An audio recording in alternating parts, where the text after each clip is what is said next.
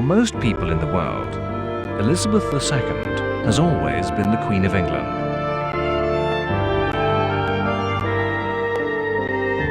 Her coronation pictured in fading film, like a piece of ancient history.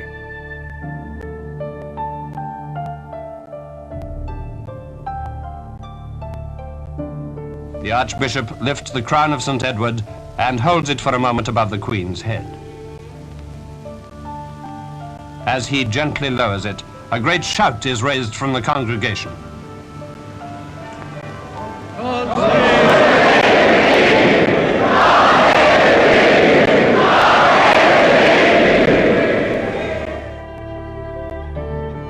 The past is sometimes called another country, and Elizabeth's coronation does not only belong to another time, but it happened in another place. It's a well-worn but true fact that the pace of change in the world has sped up, and with every day, the world of Elizabeth's coronation accelerates further away into the past, out of history and into myth.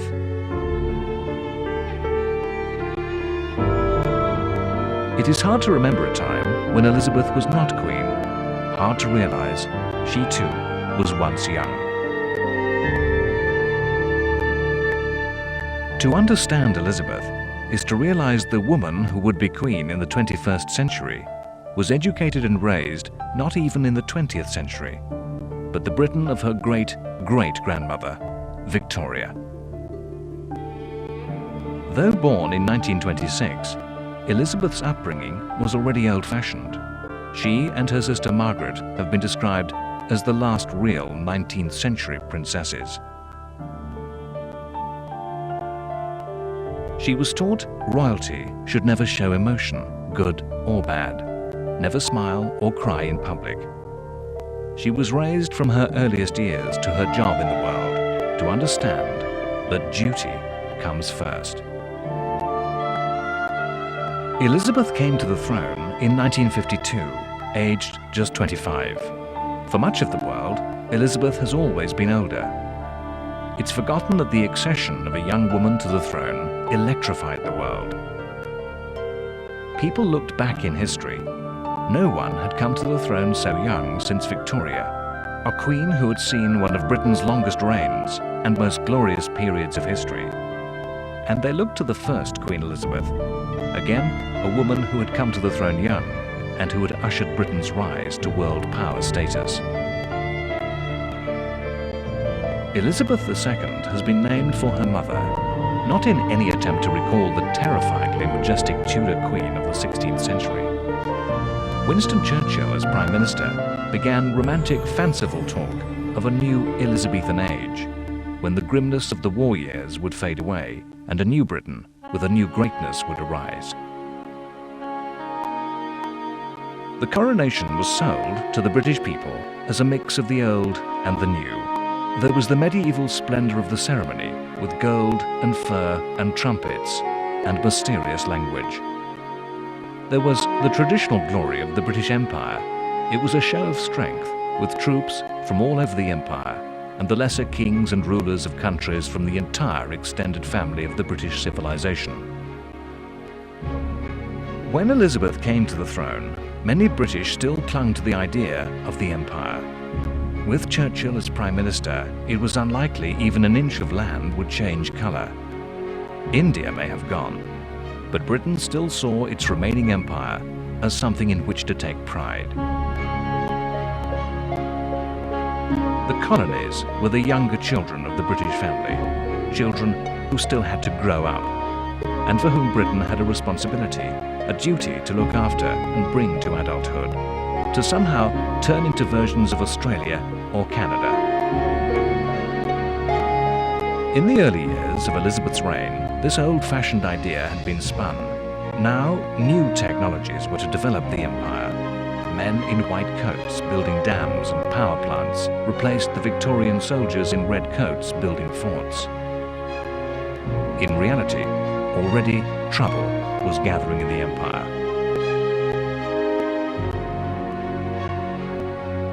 Elizabeth had actually become queen while on a visit to Kenya, and when in Africa, Elizabeth had been surrounded by tight security against attack by African Mau Mau guerrillas fighting for Kenyan independence.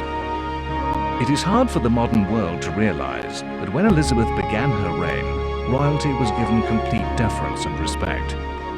Any politician who breathed even the slightest criticism of the monarchy was condemned to the lunatic fringe, their career in ruins. The media practiced a rigid self-censorship that would protect even long-dead members of the royal family.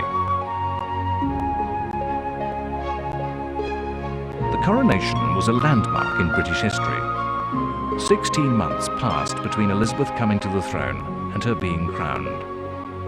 In that time, a frenzy of excitement grew. At last, old wartime controls were being relaxed. The British people were beginning to ride the wave of 1950s prosperity. The newspapers and the new medium of television devoured every detail of Elizabeth. It was intrusive, demanding, and hungry coverage that wanted more and more, and could not help but challenge the old deference. The monarch was being turned into a celebrity, to be gossiped about, into a sort of public property. The tradition of the crown and the empire was to become mixed with the new ways of seeing the British sovereign. Both could not survive. Something would have to give.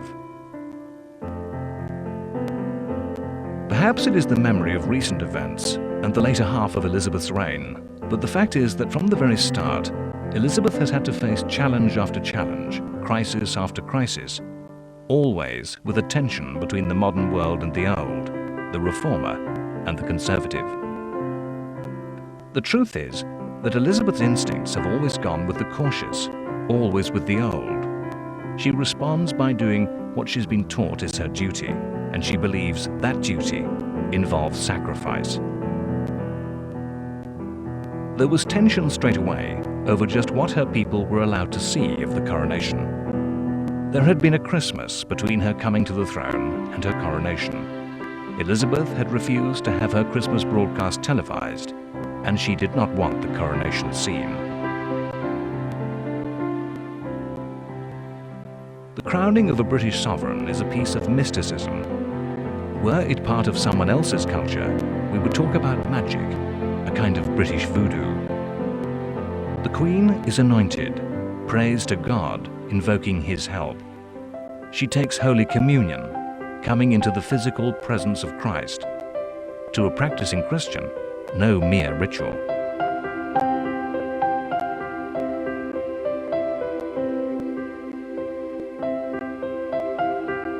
As throughout her reign, it would be popular opinion that demanded change, to which Elizabeth reluctantly gave way. Elizabeth II really believes in who she is and her duty. Those old images of the coronation seem to belong to theme park Britain, part of the costume drama of shows put on for foreign tourists. That is not the way Elizabeth sees it. She really believes in the coronation as the consecration of a human being to become someone special, as an act of human sacrifice to the nation.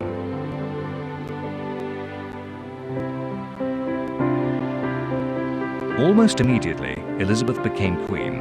She became embroiled in a scandal. A crisis that was at one and the same time intensely personal and very public.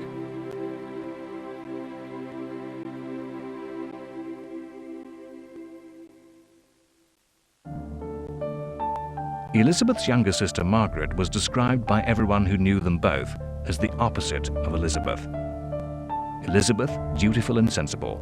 Margaret was the funny, naughty little girl, the cheeky child.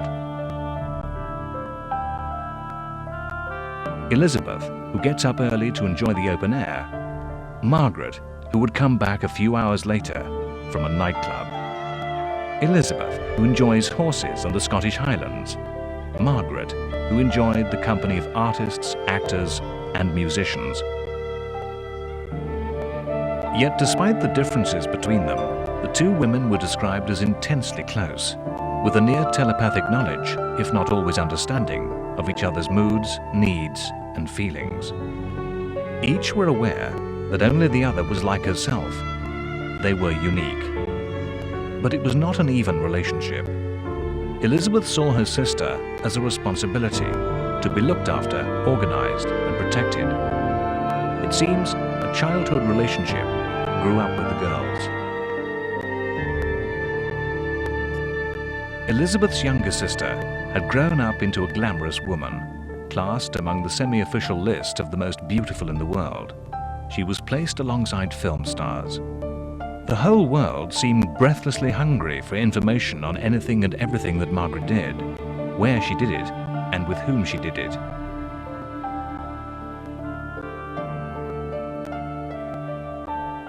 Margaret seemed to have natural charisma, beauty and style, with which her sister simply could not compete. Elizabeth simply pretended cameras were not there. Margaret, though, loved to flirt and tease the lens. In 1952, before the coronation, Margaret had told her older sister that she had fallen in love with the man and wanted to be married. By definition, the royal family is no ordinary family. By law, until she was 25, Margaret had to have her sister's permission to marry.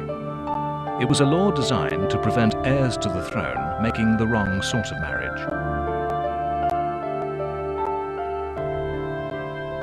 Margaret was, of course, already a remote heir to the throne. Elizabeth's 2 children stood in front of her. There was little chance of there ever being a Queen Margaret.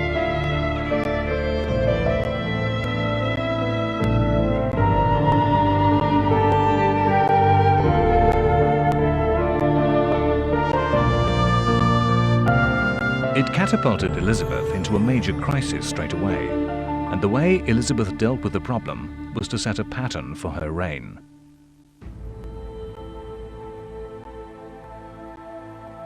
Margaret's choice was trouble. The man Elizabeth's younger sister wanted to marry was 18 years older, not royal, a commoner, and divorced. He was RAF officer Group Captain Peter Townsend, a royal equerry, one of the group of officials running the royal household. Townsend can be seen in the background of many a royal event in the 1940s, opening car doors, checking this, organizing that. It was on such a royal tour to South Africa in 1947 that Townsend and Margaret became close. He had become very close to the whole family. Elizabeth's father, the king, had come to see Townsend almost as a son. Most families might worry about a 22-year-old wanting to marry a divorced man old enough to be her father. But the rules, the book by which Elizabeth did her job, made this no ordinary family problem.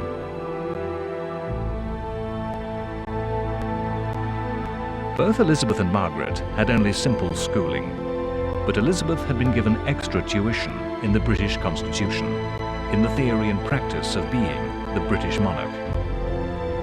Elizabeth had been given the strictest teaching on her duty. This, coupled with her naturally serious personality, meant she would do the job of being queen by the book, to the exact letter. Elizabeth was, as queen, also the head of the Church of England.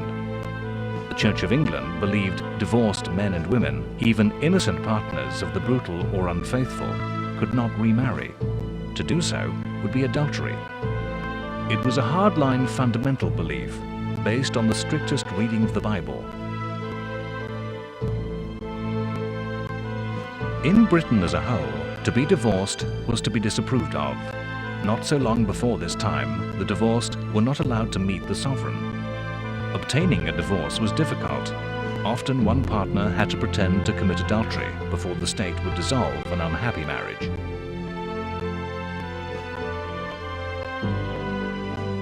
Elizabeth knew that she must obey the rules of the church, of which she was head, and believed her sister should not marry Townsend.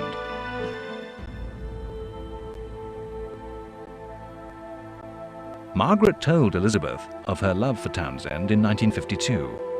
Elizabeth asked her sister to wait until after the coronation before going any further.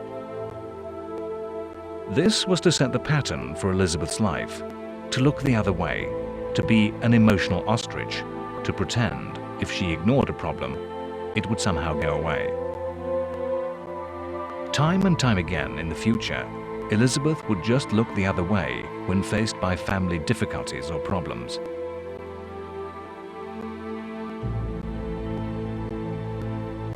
The world knew nothing of the crisis facing the new queen until the coronation. Margaret was famously seen to simply brush away a fleck of thread or dust from Townsend's uniform in a single gesture that gave away the secret. What became known as the Townsend Affair is a landmark in the story of how Britain has changed in Elizabeth's reign. The story broke into the press and pandemonium broke out. For the first time ever, the British press felt it all right to comment, to openly discuss and even pry into the life of the royal family, to have opinion polls on what the royal family should do.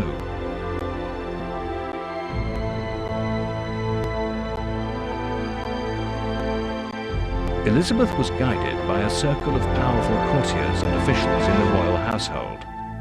Townsend, they thought bad. Margaret, they believed mad. Elizabeth's sister would later say that if, at the very beginning, someone told her the truth, that it was impossible to marry her lover, then the affair would have ended. Instead, Elizabeth and the court allowed the affair to drag on. Repeatedly, Margaret was told to wait. Elizabeth, hoping it was a phase her sister might grow out of. The couple was separated. Townsend was to be sent away. He was appointed as an heir attaché to the British Embassy in Belgium. Margaret was sent off on a tour of Rhodesia, modern-day Zimbabwe, with her mother. Margaret was told Townsend's departure for Brussels would be delayed, that he would be in London to say goodbye to her when she returned. The royal household had lied to her. Margaret was told in the middle of the African tour that Townsend was already gone. Newsreels of the day show Margaret disappearing from view with an official excuse of illness. The truth was that she was in a furious and disconsolate rage. At the time, and indeed to this day, many people in Britain thought Elizabeth's sister should have been allowed to marry whomever she liked. Time and time again, I heard the words, they should have let her marry Peter Townsend. Elizabeth II was compared to the imperiously strong Tudor queen. Elizabeth I had famously said, "Can't is not a word for princes," that she would decide what she did, that she made the rules. But Elizabeth II would always do what the rules told her she should. Had Elizabeth II decided her sister could marry whom she wished, then it would have happened. The world began to realize Britain's queen was no modernizer or reformer. Elizabeth and the royal household strung Margaret along. Margaret and Townsend came to believe that it was a trial. They were told to wait for Townsend's appointment to end. It was to test their love. Elizabeth and the royal establishment were hoping the trouble would go away. In 1955, Townsend returned to England and the controversy roared back into life. The lenses of the paparazzi followed Townsend and Margaret everywhere. The newspapers screamed about the princess's love. The love affair of Elizabeth's sister became caught up in a campaign by modernizers that attacked the church. Many marriages were failing in the 1950s. Like Townsend's, they were hasty wartime matches that failed in peace. Reformers believed divorce should be easier and free of shame.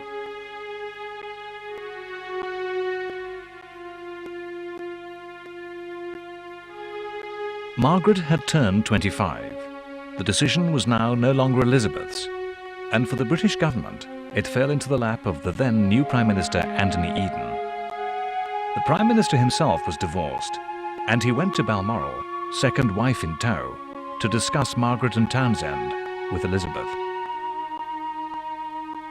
The press raged at the hypocrisy of it all. as Eden and Elizabeth decided the marriage was impossible.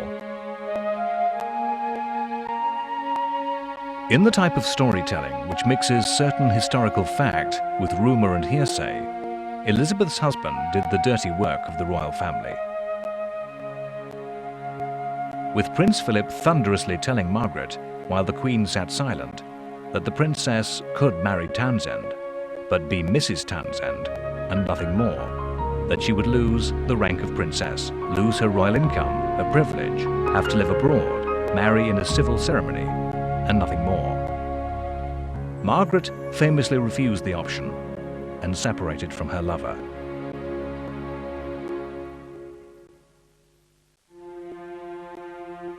It is incredible to think, when Elizabeth today stands by any of Britain's prime ministers, that her first was no less a figure than Winston Churchill.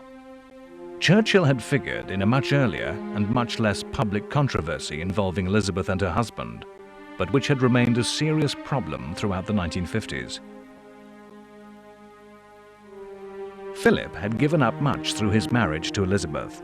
Most importantly, his marriage had deprived him of his naval career.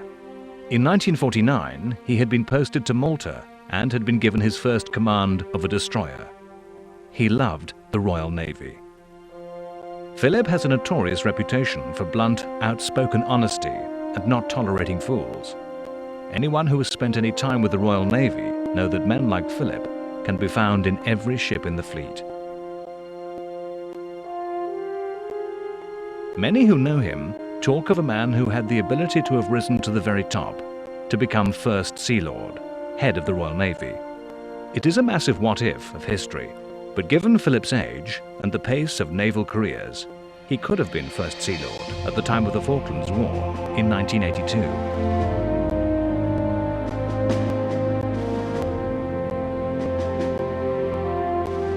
Cheap histories like to question Elizabeth's real name. When born, her name was Elizabeth Windsor, not in a sense her true name, but an alias. Her father was born Albert von Saxe-Coburg-Gotha. The royal family's name was changed in World War I through anti-German sentiment. Philip Mountbatten is itself a false name. He was born Philipp Schleswig-Holstein Sonderburg-Glucksburg. When he and Elizabeth were married in 1947, it also was too German a name. Elizabeth's wedding had been traditional, to a traditional man, and it was expected that she would take her husband's name. Yet Elizabeth II does not reign as monarch of the House of Mountbatten.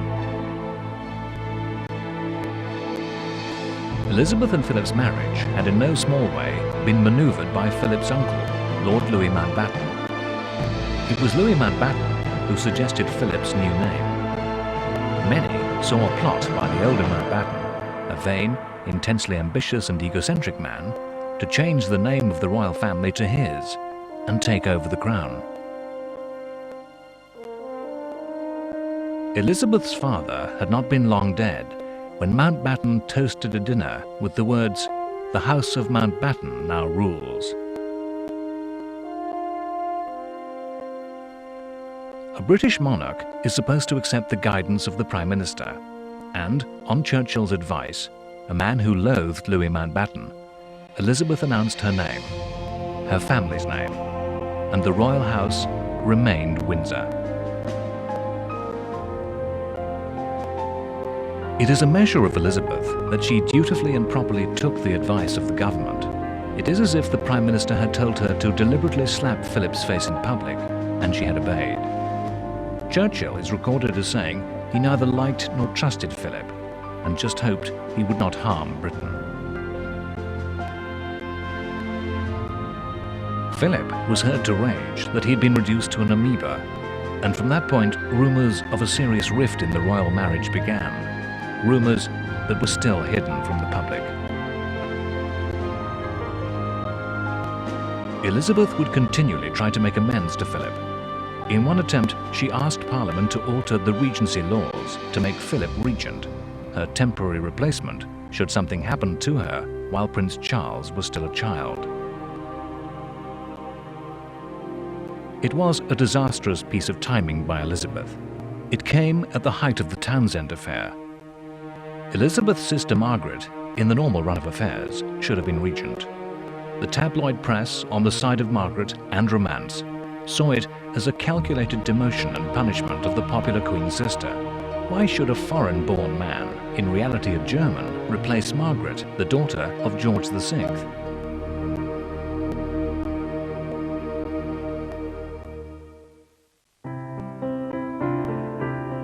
Elizabeth came to the throne as a mother with 2 young children. It's been said that she will always do what is expected of her, always do her duty. The first duty of a king or queen is to produce an heir to carry on the line.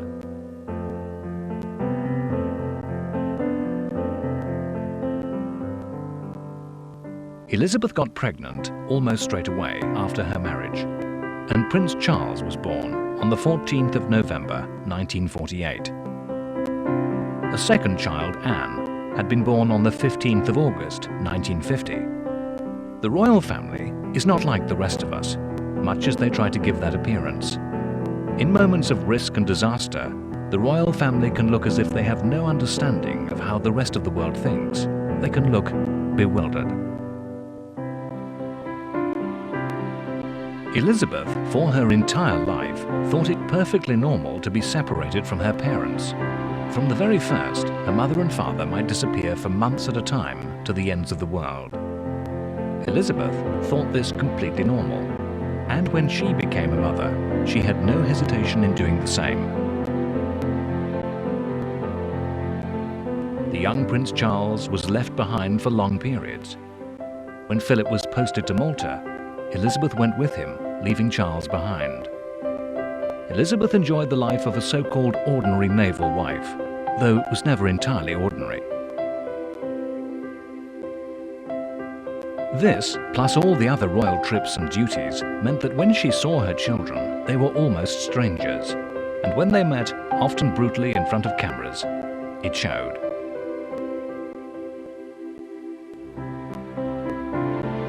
The strange fact for ordinary people to realize is that Elizabeth does not think this way of bringing up children remarkable.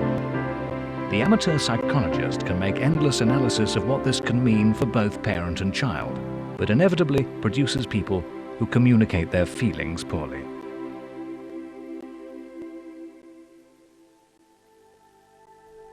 Strict royal protocol always made Philip literally walk behind his wife.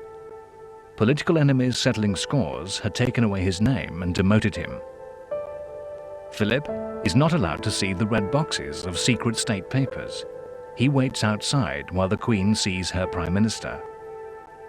Perhaps the most drastic way in which Elizabeth was to try and appease and make amends to her husband was to be in the upbringing of their children. Elizabeth has let Philip be the complete head of the family, an old-fashioned patriarch, taking all the decisions and ruling his children. Of course, in many ways, Philip is more ably qualified to be the normal parent than Elizabeth. Philip went to school. Elizabeth was educated by a private governess with little contact with normal, ordinary children. Philip had been through the rough and tumble of English public schools and the life of a midshipman, the most junior of young trainee officers in the Royal Navy. He had had to live alongside ordinary people, embarked on small warships. Philip had known what it is like not to be deferred to all his life.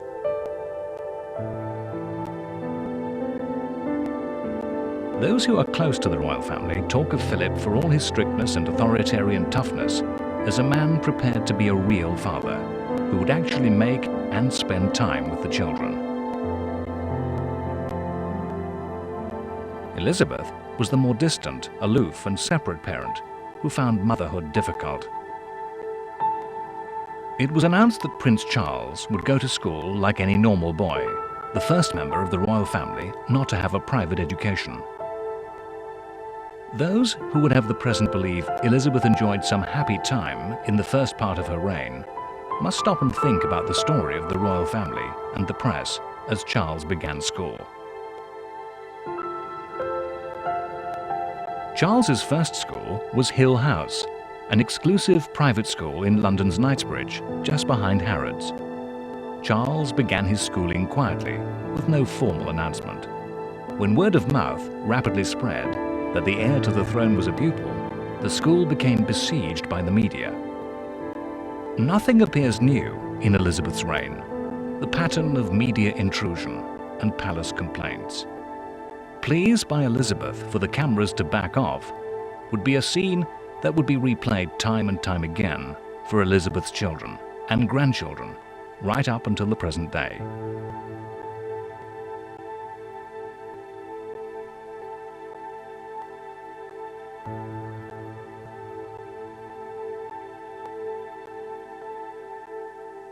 Charles would be generally happy at that first school.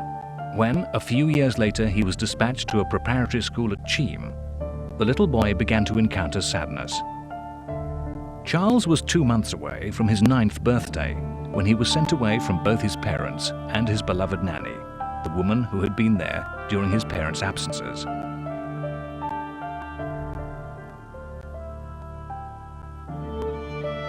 The first boarding school is a terrifying experience for any child. It was more so for Charles. Cheam was Philip's old school, chosen by him. His father had been good at games, the easy fast track to success and popularity. Charles was not. There were tougher, older boys who saw it their duty to make sure that the heir to the throne enjoyed no special treatment. Charles was observed terribly alone and very unhappy. In 1958, Charles was stunned while at school to hear his mother announce through the media that she had just created him Prince of Wales and Duke of Cornwall. I intend to create my son Charles Prince of Wales today. When he is grown up, I will present him to you at Carnarvon. She had not told her son this was going to happen. It was not a deliberate surprise. She had not forgotten. She thought he would just understand. It was done as a piece of royal public relations. There had been no Prince of Wales since the 1930s. It was an attempt to create excitement in the royal family. It actually made Charles even more of an odd boy out at school. Problems and controversy were gathering around Elizabeth's early reign. The Townsend affair was just the most prominent problem she faced. All around the throne, people were daring to say the previously unsayable.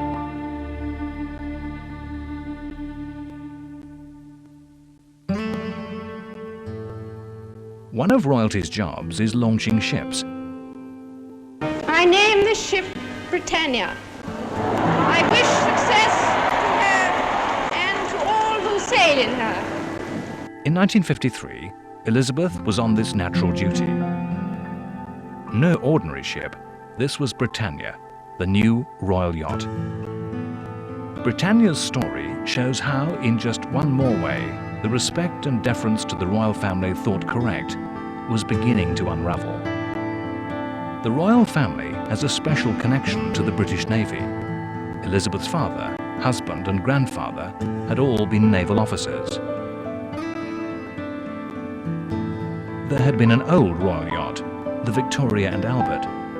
It had been declared obsolete in 1939, and many of the great journeys of Elizabeth's youth were by commercial liner, or as a passenger embarked on naval battleships. There was an official fudge that Britannia was in fact a hospital ship, a vital strategic reserve for wartime. In all the many wars that Britain would fight during Britannia's time, including the Falklands and the 1990 Gulf War, Britannia was never asked to take this role.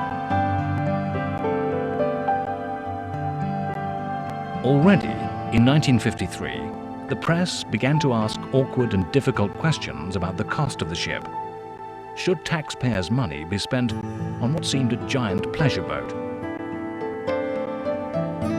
Should a Royal Navy, then pressed to find the ships, the men and the money to do its job, also have to run the yacht? The Townsend affair was soon to be joined as a crisis by a much larger, truly international event. This was the Suez Crisis of 1956, the invasion of Egypt by Britain, France, and Israel. A devious, secret conspiracy to mount an invasion aimed at destroying the Arab revolutionary government of Gamal Nasser. It had been a disaster. Before Suez, Britain believed it was still a great imperial power, able to do as it wished. The Suez invasion was not what America wanted, and despite the special relationship, insisted that Britain withdrew. America threatened to destroy the British currency. Britain was forced to obey America's wishes. It was a demotion from great power to second division status. The affair savagely divided Britain between those who believed it absolutely morally wrong to invade and those who were furious at the surrender to American demands.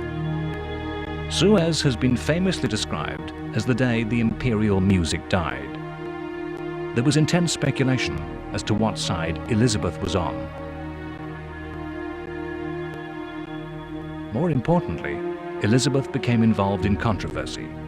Suez caused the fall of the British Prime Minister Anthony Eden. Appointing a Prime Minister is one of the few times a British sovereign actually has a real part in shaping events. The monarch sends for the person who can form a government and command the support of the Parliament. The ruling Conservative Party did not then elect its leaders, and the Queen had to consult its elder statesmen as to whom she should send for.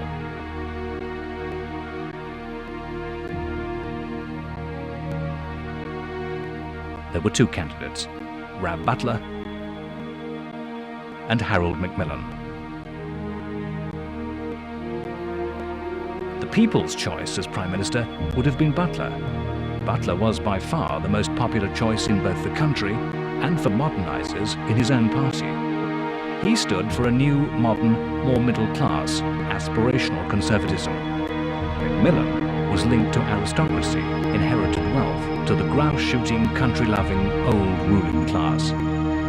The truth remains hidden, but it appeared as if the old grandees of the Conservative Party advised Elizabeth against Butler to make sure that their man was in power.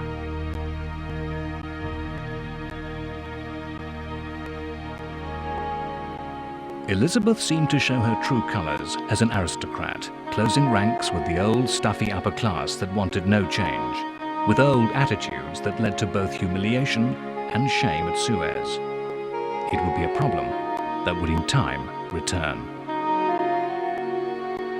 It is absolutely incredible to discover Elizabeth had never been overseas, never out of the United Kingdom until she was 20. It is a fact that separates Elizabeth from a younger generation. Elizabeth had not visited any part of the empire until she had gone with her parents and sister to South Africa in 1947. Elizabeth's father and grandfather, all her ancestors back to her great-great-grandmother Victoria, had not been mere kings or queens. They had been born to the title King Emperor or Queen Empress.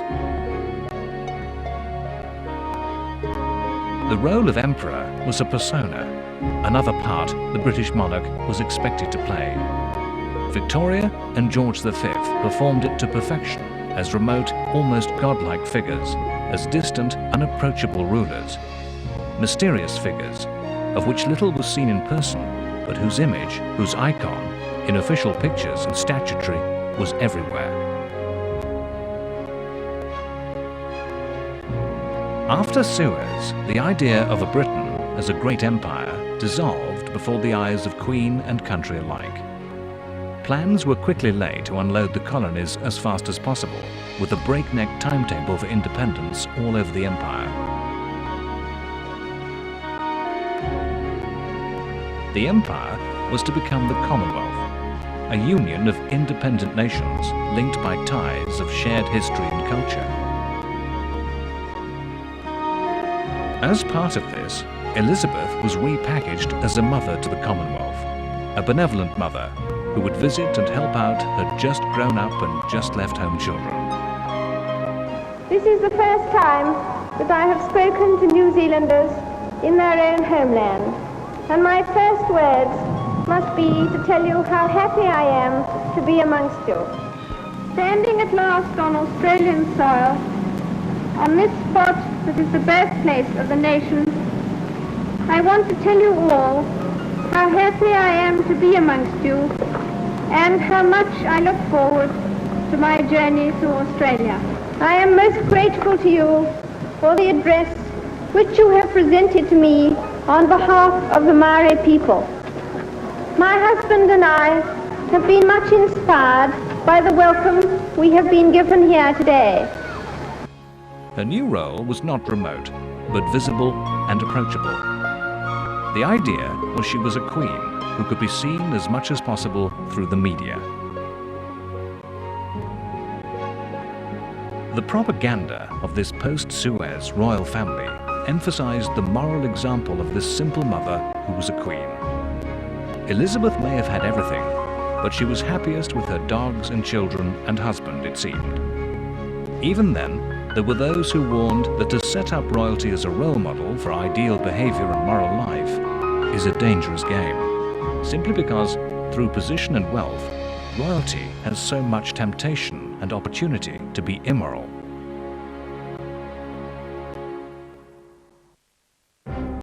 The Suez invasion was one of Britain's wars which the royal yacht did not attend. Britannia could not take part in the campaign because she was on the far side of the world, carrying Philip on a tour of the Commonwealth. He was on his own, and it was a break from the palace, from everything.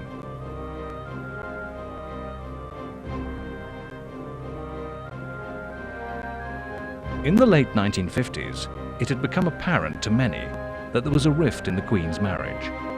Elizabeth and Philip seemed to be leading separate lives. They had separate apartments at both Buckingham Palace and Windsor Castle. Just as with Elizabeth's treatment of her children, it seems an area of life ordinary people cannot understand. To be married, yet keep separate rooms. Through choice, to separate for long periods, even at Christmas.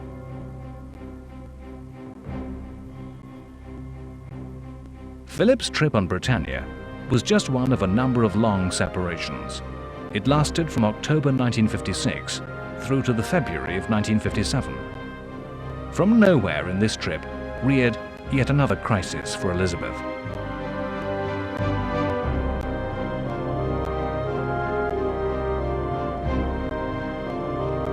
With Philip, keeping him company, was an old friend from Navy days, Mike Parker. Parker was Philip's equerry. After touring New Zealand, the Falkland Islands, Sri Lanka, the Gambia, even Antarctica, Britannia neared home and came alongside at Gibraltar. Parker's marriage was breaking up, and his wife threatened to call Philip as a witness to her husband's adultery. It was not simple adultery either, but adultery en masse at secret sex parties, at orgies. Parker was forced by the royal household to settle his divorce, told to resign from Philip's service, and was thrown off Britannia at Gibraltar. British papers skirted around the story, dropping hints. But American papers went for the jugular. They claimed Philip was having an affair, just one of a series, allegedly, with a girl he had met through his secret life he shared with Parker. And more, the royal couple were effectively separated.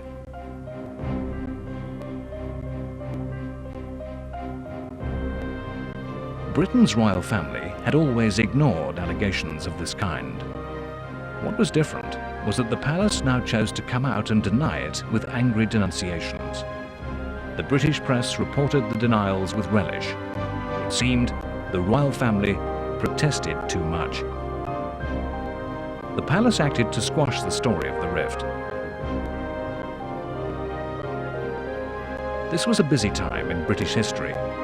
Harold Macmillan had only been Prime Minister for a few weeks. Macmillan proposed to Elizabeth that Philip be promoted to be a Prince of the United Kingdom. The present forgets that Philip had been born a Prince of Greece, but had had to give up that title when he took British nationality on his engagement to Elizabeth. Until 1957, he was simply the Duke of Edinburgh. Now, he was Prince Philip of the United Kingdom. It remains very secret what happened that February of 1957, but Elizabeth and Philip made a great show of being happily reunited when they finally met again, and he joined her from Gibraltar to make a joint visit to Portugal. Whatever the truth, both knew their duty. Elizabeth would soon reverse her earlier decision to reject the name Mountbatten. Elizabeth insisted that the name of the royal house stayed the House of Windsor, but that the more remote descendants, those who would branch away from the main trunk of the royal family tree and intermarry and merge with the upper classes, could use the double-barreled name Mountbatten Windsor. After this latest personal crisis, for the first time, serious elements of the media, as opposed to tabloid gossipers, began to question Elizabeth's value for money and her ability to be queen in the modern world. An aristocrat and journalist, Lord Altrincham, actually dared attack the Queen personally, saying Elizabeth spoke like a priggish schoolgirl. Altrincham found himself attacked in the street by a member of the incredibly named League of Empire Loyalists. Reputable commentators began to queue up to comment on Elizabeth. The journalist Malcolm Muggeridge attacked Elizabeth and the monarchy as sitting at the top of a rotten and useless class system that was obsolete and damaging to modern Britain. Muggeridge was banned from appearing on the BBC for his impudence, but it was the end of the old deference and self-censorship. Things would never be the same again for the monarch and the media.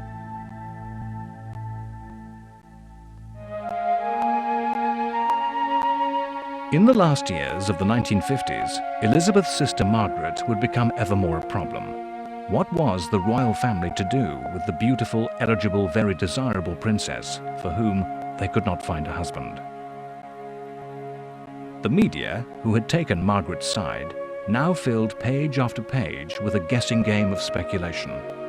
A man had only to stand in the same photograph as the princess in order to be married to her.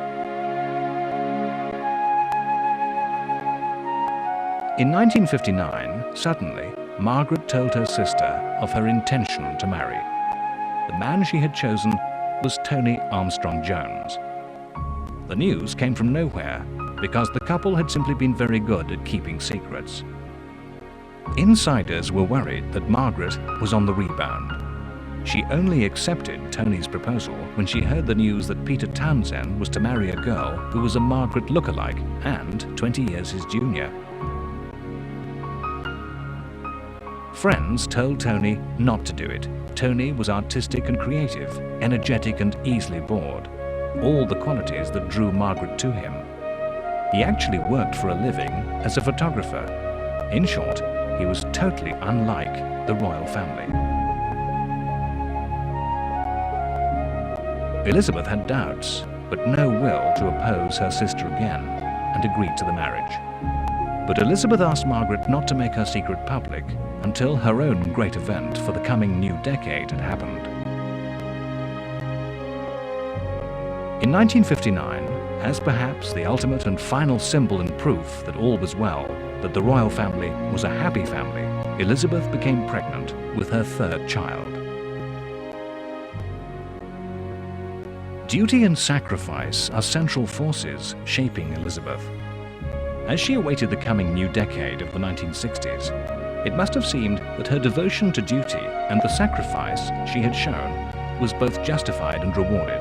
She was successfully doing her duty. She and her husband were together, and she was about to extend the royal family with a new baby. With her sister's coming marriage, Elizabeth's sacrifice of Margaret's happiness over Townsend seemed not to be in vain, and both the princess and the wider royal family seemed about to reap the rewards. Elizabeth was meant to be a new, modern queen. In truth, the woman behind the propaganda, even when she came to the throne, was behind her times. Elizabeth's bewilderment at the modern world is not a thing of her old age. History had begun to pick up pace as the 1950s passed by. The events of the 1950s challenged Elizabeth to change. She and the royal establishment had to run to catch up with the rest of the world. In the 1960s, the world would not slow down to wait.